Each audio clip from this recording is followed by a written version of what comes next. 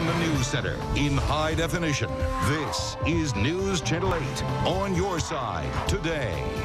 Through 4 generations, the Columbia restaurant has been a part of Tampa's history. Coming up a little later, we'll meet the family that's been serving up meals for more than 100 years.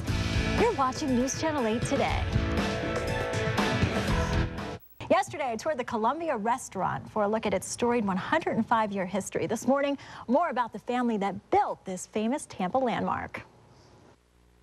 And now we use that painting to grace a bottle of wine that we have made in Spain in her honor. When Richard Gonzmart walks through the Columbia, that every time I go by here, I think of my grandfather. He can't help but remember his family and the 3 generations that came before him who founded the Columbia restaurant, like his grandfather who taught Richard to always be his best. I remember seeing him throw away 60 gallons of Spanish bean soup and arguing with his chef, Sarpico, because he said it was too salty, and Sarpico said he could fix it.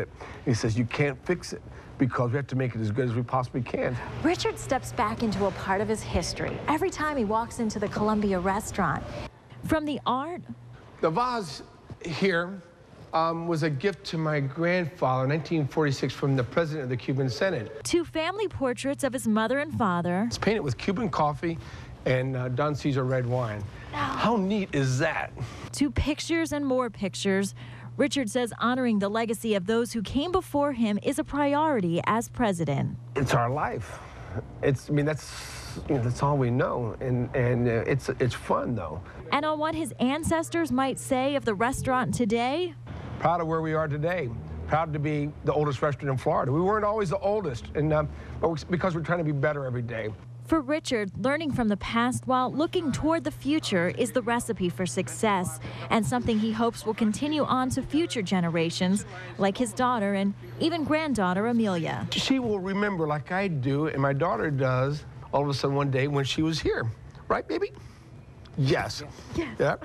And it's those memories of family and food and tradition served up for 105 years inside the Columbia that have allowed this landmark to stand the test of time.